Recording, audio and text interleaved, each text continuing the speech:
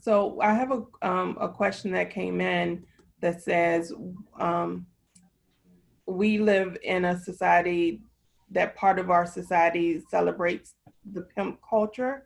Yes, it So does.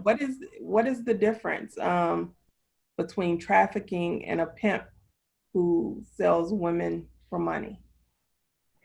That's a really good question. And that is something that, we try to educate people on, sadly, when people think of, society glorifies the pimp culture.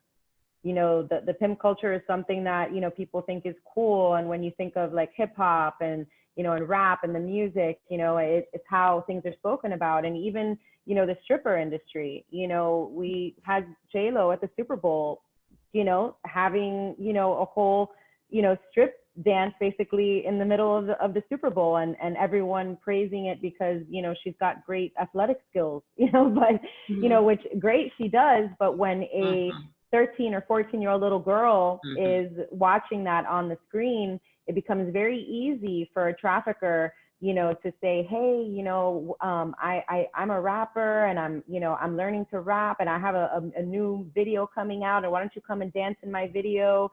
And, and why don't you come, to the club to hear me? I'm going to release my new single. And where do you think the new single is being released? In a strip club. Mhm. So these are all ways that it lures, kids into this industry. So I mean, I feel like as a society it becomes very difficult for when we're at home continuing to try to educate our children and give them these messages, and society is inundating them with the complete opposite, and glorifying, this kind of pimp industry. Traffickers look like anyone, like we were pointing out, the person is a young person that's now recruiting them, to get them, into this industry. Mhm. This could be, a guy that they think is their boyfriend, just a regular looking guy. And we have actually a game that we play when we're doing the training, and we pass around cards so that people can say, like, okay, all of the different mugshots of all the different types of people that have been arrested for trafficking.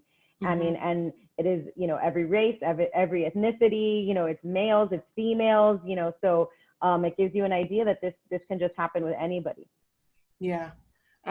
So what do I know there's a mental health question of um, how do we look at mental health from for the victims that have gone through their experience of being trafficked? Very good. How is that looked at differently? I think you're doing a good job.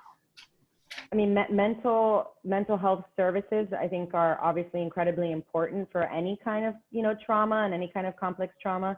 And a vast majority of the cases that we see of trafficking victims have had a sexual abuse history.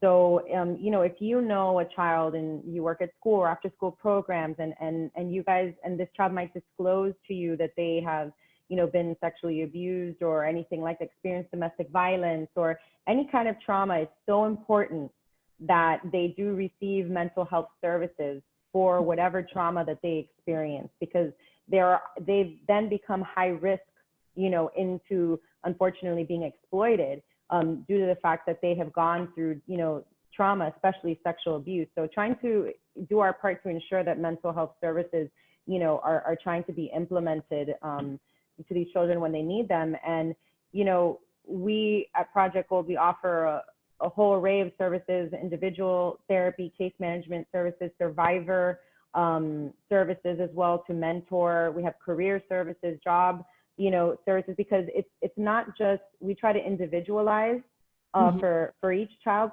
the services that they need. And so many people only focus, on the mental health and case management aspects, but not, the child as a whole. And it's really important to look at the child as a whole in order for them to be able to get to that place, that mentally stable place in their life. You can't just hone in on the therapy. And initially, many times, because of the manipulation and those mental chains that they've experienced in trafficking, they have a trauma bond with their trafficker. And so they're not ready many times right when they get into services to have mental health services right away.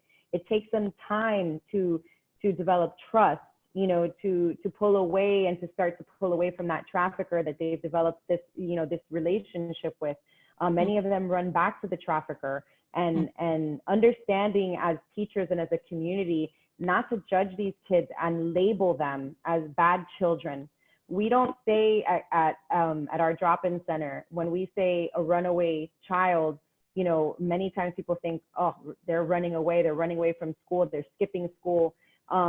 People label them and think, well, then that's a bad kid because that kid is running away. That child is running away from something. So what we say is that that child is missing from care.